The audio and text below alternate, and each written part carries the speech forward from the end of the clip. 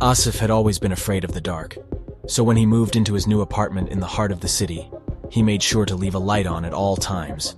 But despite his precautions, he couldn't shake the feeling that he was being watched. Late one night, he woke up to find his front door open, even though he was sure he had locked it before going to bed. Asif searched the apartment but found nothing out of place. Still, he couldn't shake the feeling that he was not alone. Over the next few nights, strange things began to happen.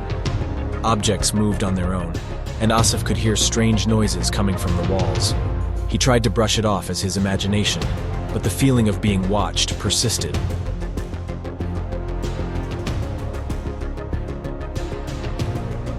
One night, Asif woke up to find a figure standing at the foot of his bed. It was a woman, dressed in an old-fashioned gown, with long dark hair and a pale face. She didn't say anything, but her eyes seemed to bore into his soul. Asif tried to scream, but no sound came out.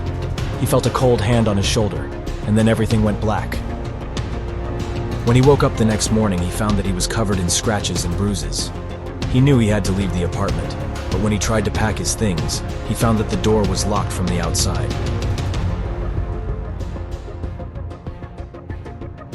Asif was trapped with his uninvited guest, and he knew that he would never be able to escape her grasp. He tried everything he could think of to get out, but the door remained locked from the outside, and no one seemed to hear his cries for help. Asif could feel the woman's presence everywhere he went, and he could hear her whispering to him in the darkness. He knew he was losing his mind, but he couldn't escape the feeling that there was something she wanted from him.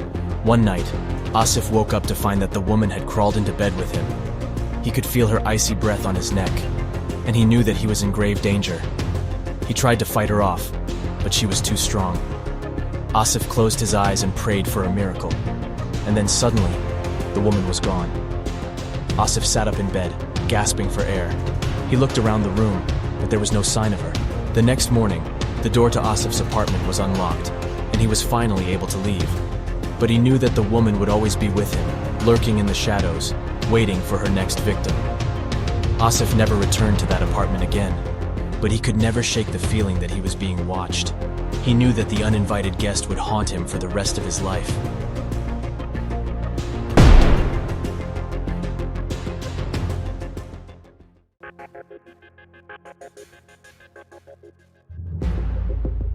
Emily once was a happy and carefree woman.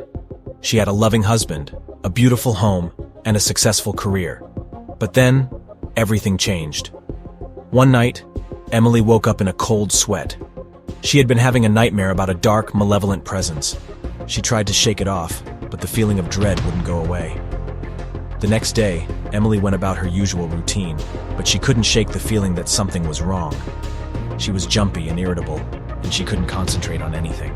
That night, Emily had the nightmare again. This time, the presence was even closer. She could feel it reaching out to her, trying to pull her into the darkness. Emily woke up screaming. She ran to her husband's room, but he was already awake. He could see the fear in her eyes. "What's wrong?" he asked. "I had a nightmare," she said. "It was so real. I felt like something was trying to take me over." Her husband held her close. "It was just a dream," he said. "There's nothing to be afraid of." But Emily knew that it was more than just a dream. She knew that something was wrong. The next day, Emily went to see a doctor. The doctor ran some tests, but they couldn't find anything wrong with her. "I think you're just stressed out," the doctor said. "Maybe you should take some time off from work." Emily took the doctor's advice and took a few days off from work. But even when she wasn't working, she couldn't shake the feeling of dread. She was constantly on edge, and she couldn't relax. One night, Emily was lying in bed when she heard a noise. She sat up and listened. The noise came again. It sounded like someone was in the house. Emily got out of bed and went to investigate. She crept down the hallway, her heart pounding in her chest. She reached for the baseball bat that she kept in the closet. Emily slowly opened the door to the living room. The room was empty. She turned on the light and looked around. There was no one there. Emily started to relax. She must have imagined the noise. She was about to turn off the light when she heard it again. The noise was coming from the basement. Emily stood in the darkness, listening. The noise was coming from somewhere in the basement. She took a step forward, and then another. Suddenly, she heard a voice. "Emily!" the voice said. Emily froze. The voice was coming from behind her. "Emily!" the voice said again. "I'm here." Emily turned around and she saw it. It was a dark, shapeless mass. It was floating in the air, and it was staring at her with empty eyes. Emily screamed and ran. She ran up the stairs and out of the house. She didn't stop running until she was safe inside her car. Emily drove away from her house, and she didn't look back. She knew that she would never be able to go back there again. Emily didn't know what the thing was that she had seen in her basement, but she knew that it was evil. She knew that it was trying to take her over. Emily didn't know how to fight it, but she knew that she had to try. She had to find a way to stop it before it was too late. Emily drove to the nearest church. She ran inside and found a priest. The priest listened to Emily's story.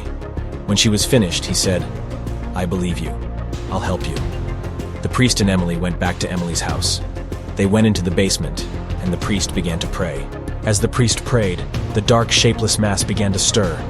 It floated towards Emily, its empty eyes staring at her. Emily backed away from the mass, but there was nowhere to go. She was trapped. Just when it seemed like all hope was lost, the priest finished his prayer. The mass let go of Emily and began to writhe in pain. The priest continued to pray, and the mass began to shrink. It shrank and shrank until it was nothing more than a black, oily puddle on the floor. The priest turned to Emily. "It's gone," he said. "It's gone for good." Emily was safe. She had been saved from the evil that had been trying to take her over.